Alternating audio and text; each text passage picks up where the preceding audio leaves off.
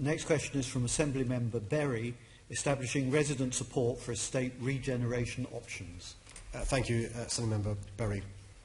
I know that when estate regeneration is done well, it can really improve people's lives, from mending or replacing buildings that are falling apart and full of damp, to reducing antisocial behaviour where it exists. And as well as improving estates, good regeneration can make the best use of existing land to build new and affordable homes. In some cases, this involves building new homes in unused areas, such as underused car parks or disused garages. In other cases, it may mean rebuilding existing blocks, or particularly where there are structural issues with buildings, more wide-scale rebuilding. I've seen a wide range of different approaches to regeneration, and clearly some have been more contentious than others.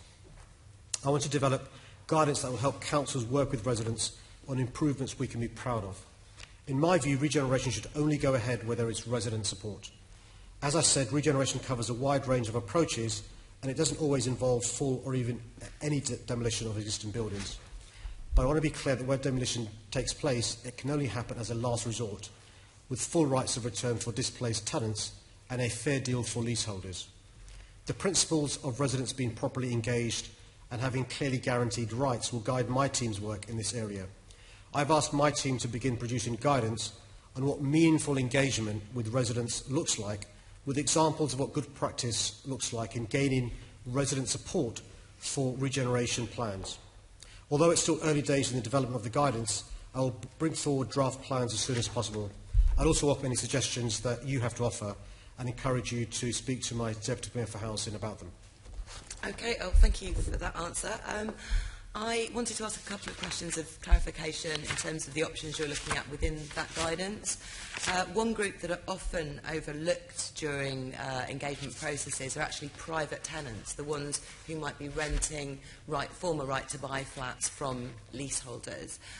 So when you talk about being properly engaged with residents, will you be including private renters in those processes? Yeah, but actually, Chairman, one of the things we are seeking to include are private tenants who rent from leaseholders. It's important to include them as well.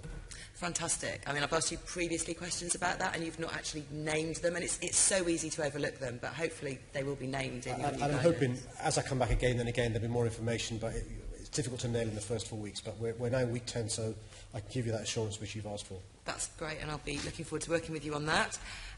Other questions I've asked you about estate regeneration are about whether you're considering using ballots to establish resident support. I think that's a key question. How do you know for certain that you've got the support of residents for the options?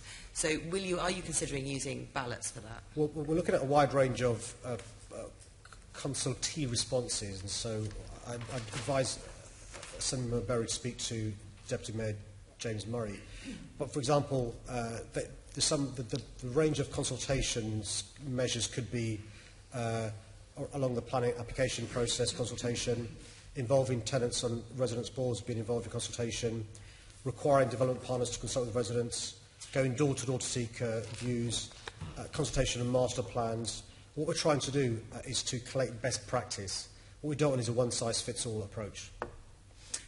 That makes sense, but your manifesto, and you've just reiterated that you'll only go ahead with demolition where there is resident support. So it's important to have a real measure of that. What we've seen in the past is real problems with consultations, limited levels of engagement, sometimes limited options put forward before there's a consultation at all, and often sort of leading questions. We've even seen some councils ignoring the results of a consultation, dismissing it as saying only the objectors responded, which doesn't make sense at all. So I think it is important to have something much more than the statutory minimum requirements for consultation. I think you've said you're going to do that, but how will you actually measure resident support? Are you looking at ballots for that? Well, that's some of the things we're looking into, is what is best practice, how we can involve as many residents as possible. We don't simply want those who shout the loudest to be heard. What are those that don't respond? And so these are some of the things that we're looking into. I'm not in favour of thresholds or those sorts of things. We've got to recognise, actually, some people who may be affected by regeneration may not respond. So how do we get them to respond? That's why I've talked about the range of ways, whether it's door-to-door, whether it's using social media, how we get more people involved in things that affect their community. Okay, well, we're keeping a close eye on that. What date should we expect a draft of your new guidance? We're working flat out, and so we'll try and get back as soon as we can. I mean, so, but you hopefully will be speaking to the Deputy Mayor, and he can give you a more accurate answer as to timelines. Okay. But the sooner we do, the better, because obviously in the meantime there are things happening, so we're quite keen to get on with it. Okay, I'll contact him about that. And once you've established the principles that you'll put out in your draft, will you immediately start to apply those to schemes you have control over, for example, within the housing zones? Well, we're keen to make sure we don't breach the law in relation to improper obligations on local authorities, but I'm keen to get the best practice done as soon as possible and get it being used as soon as possible, so that's the idea. Okay, thank you. Thank you.